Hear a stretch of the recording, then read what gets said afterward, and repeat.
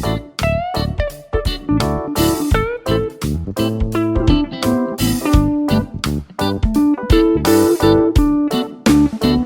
Hello welcome to cook with Nandu. It's Monday afternoon. இன்றைக்கி நம்ம lunch recipe என்ன செய்கிறதுன்னு பார்க்க போகிறோம். ஒரு ப்ரோட்டீன் ஹெல்த்தியான ஒரு லன்ச் ரெசிபி தாங்க. ப்ரோட்டீன் அதிகமாக இருக்க ஒரு lunch recipe. Meal maker soya chunks அப்படின்னு சொல்லுவாங்க. அதை வீட்டிலே நம்ம சிக்கனுக்கு நிகராக இந்த மாதிரி செஞ்சு பாருங்கள். செம்ம டேஸ்ட்டாகவும் இருக்கும், ஹெல்த்தியாகவும் ப்ரோட்டீன் மிக்ஸாகவும் இருக்கும். சரி வாங்க எப்படி செய்கிறதுன்னு பார்த்துடலாம். மீல் மேக்கர் சோயா சங்க்ஸ் அதை நம்ம நல்லா வாட்டர், நீங்கள் சுடு தண்ணி கூட ஊற்றலாம். பட் ஆனால் இன்றைக்கி நான் நார்மல் வாட்டர் தான் ஆட் பண்ணி கொதிக்க வைக்க போகிறேன். ஒரு 5 to 10 மினிட்ஸ்லேயே கொதிச்சிடும். ஒரு மீல் மேக்கர் ரொம்ப குயிக்காகவே கொதிச்சிடும். ஸோ பக்கத்தில் இருந்து எப்போவுமே சமையல் பண்ணுறப்ப பக்கத்தில் இருந்து ஒரு விஷயமும் கவனிங்க. அது ஒரு சைடு கொதிக்கிறதுக்குள்ளே நம்ம 2 to 3 டைம்ஸ் நல்லா அரிசியை வாஷ் பண்ணி எடுத்து வச்சிடலாம், நம்ம தாளிக்கிறதுக்கு முன்னாடியே. இப்போ மீல் மேக்கர் ரெடி ஆகிடுச்சு. இதை மசாலா போடுறதுக்காக 65 மசாலா போடுறதுக்காக நிறைய மசாலா ஆட் பண்ண போகிறதில்ல. ஜஸ்ட் மஞ்சத்தூள், தனி கார மிளகாய் தூள், தேவையான அளவு சால்ட், கர்ட். ஸோ ரெஸ்டாரண்ட் ஸ்டைலில் இருக்கிறது கர்ட் எப்போவுமே எதில் வேணாலும் நம்ம ஆட் பண்ணிக்கிறப்ப ரொம்ப டேஸ்ட்டாக இருக்கும், குருமாக்கு இந்த மாதிரிலாம். ஸோ இந்த மாதிரி ஆட் பண்ணிக்கோங்க. இது நல்லா ஒரு 5 to 10 மினிட்ஸ் நல்லா ஊறட்டும். அதுக்குள்ளே நம்ம தாளிக்கிறதுக்கு போயிடலாம். ஒரு பாத்திரம் வச்சுட்டு அதில் இன்றைக்கி நம்ம தம் பிரியாணி தான் செய்ய போகிறோம். ஸோ அதுக்கான பாத்திரம் தான் எடுத்து வச்சுருக்கேன். எண்ணெய் ஆட் பண்ணிவிட்டு முதல்ல 65 பொரித்து எடுத்துடலாம். மீல் மேக்கர் 65 நல்லா பொரித்து எடுத்து ஒரு சைடு வச்சதுக்கப்புறமா அதுலேயே எண்ணெய் இருக்குது. ஸோ அந்த எண்ணெயிலேயே நம்ம தாளிக்கிறதுக்கு போயிடலாம். பிரியாணிக்கு தேவையான ஸ்பைசஸ் எல்லாமே நான் ஆட் பண்ணியிருக்கேன், ஏலக்காவும் சேர்த்து.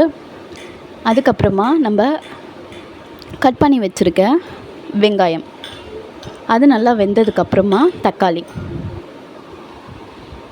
தக்காளி நல்லா வெந்ததுக்கப்புறமா எடுத்து வச்சுருக்க பச்சை மிளகாய், 2 நம்பரில் பச்சை மிளகாய் எடுத்து வச்சுருக்கேன். அரை கை அளவுக்கு புதினா, அரை கை அளவுக்கு கொத்தமல்லி கொஞ்சம் அதிகமாக இருந்தால் கூட நல்லது தான். அது கூடவே தேவையான அளவு சால்ட், நம்ம எடுத்து வச்சுருக்க கரம் மசாலா, மிளகாய்த்தூள், மஞ்சள் தூள், இது மட்டும்தான் ஆட் பண்ணியிருக்கேன். அது கூடவே இப்போது நான் கர்ட் ஆட் பண்ண போகிறேன். ஒரு 2 to 3 ஸ்பூன் அளவுக்கு கர்ட் ஆட் பண்ணிக்கலாம், நல்லா டேஸ்ட் கொடுக்கும். இது கூடவே சின்ன சைஸ் அளவுக்கு லெமன் கட் பண்ணி எடுத்து வச்சுருக்கேன். அதையும் ஒரு 2-3 சொட்டு விடுற அளவுக்கு எடுத்துக்கோங்க. இதை நல்லா மிக்ஸ் பண்ணி கொடுங்க. நம்ம சேனலை ஃபஸ்ட் டைம் பார்த்துட்ருக்கீங்க அப்படின்னா லைக் பண்ணி, ஷேர் பண்ணி, கமெண்ட் பண்ணிவிட்டு அப்படியே மறக்காமல் சப்ஸ்கிரைபும் பண்ணிக்கோங்க குக் வித் நந்து சேனலை. இங்கே பாருங்கள், இப்போ நல்லா வெந்து எண்ணெய் மேலே மிதங்கி வர அளவுக்கு வந்துடுச்சு. மேலே நல்லா எண்ணெய் திரிஞ்சு வரதுக்கப்புறமா நம்ம 65 ரெடி பண்ணி வச்சுருந்தோம் இல்லையா, சோயா சங்க்ஸ், அதை இதில் ஆட் பண்ணிக்கலாம். ஆட் பண்ணி ஒரு 2 மிக்ஸ் பண்ணதுக்கப்புறமா இதில் நல்லா அதோட சாறு எல்லாமே இறங்கினதுக்கப்புறமா தேவையான அளவு நம்ம தண்ணி ஆட் பண்ண போகிறோம். 1 கப் அளவுக்கு நான் பாஸ்மதி அரிசி எடுத்து வச்சுருக்கேன். அதுக்கு நீங்கள் 1.5 கப் அளவுக்கு தண்ணி ஆட் பண்ணிக்கோங்க. நம்ம எப்போவுமே தம் பண்ண போகிறோம் அப்படின்னா ஒரு 1/4 கிளாஸ் அளவுக்கு எக்ஸ்ட்ரா வச்சாவே அடிப்பிடிக்காத அளவுக்கு வரும். ஸோ அதை ஃபாலோ பண்ணிக்கோங்க. இப்போ பார்த்திங்கன்னா நல்லா கொதிக்க ஆரம்பிச்சிடுச்சு. இந்த மாதிரி நல்லா கொதிக்கிற டைமில் நம்ம அரிசி ஆட் பண்ணிக்கலாம். அரிசி நல்லா ஆட் பண்ணிக்கோங்க. அரிசி போடுறப்ப பிகினர்ஸ்க்கு மெயினாக சொல்கிறேன், ஸ்லோ பண்ணிவிட்டு ஸ்டவ்வை அதுக்கப்புறமா ஆட் பண்ணுங்கள். கொதிச்சிட்ருக்கப்பவே நீங்கள் ஆட் பண்ணுறப்ப மேலே தெளிக்கிறதுக்கெல்லாம் நிறைய சான்ஸ் இருக்குது. ஸோ இந்த மாதிரிலாம் கொஞ்சம் பார்த்து கேர்ஃபுல்லாக பண்ணுங்கள் சமையல் பண்ணுறப்ப. இதை நல்லா உடையாமல் மிக்ஸ் பண்ணி கொடுங்க. மிக்ஸ் பண்ணிவிட்டு நம்ம தம் போட போகிறோம். ஸோ இது அப்படியே எல்லா சால்ட்டு, காரம் எல்லாமே நல்லா இருக்கா அப்படின்னு செக் பண்ணிவிட்டு நீங்கள் இதை க்ளோஸ் பண்ணி நம்ம வச்சிடலாம்.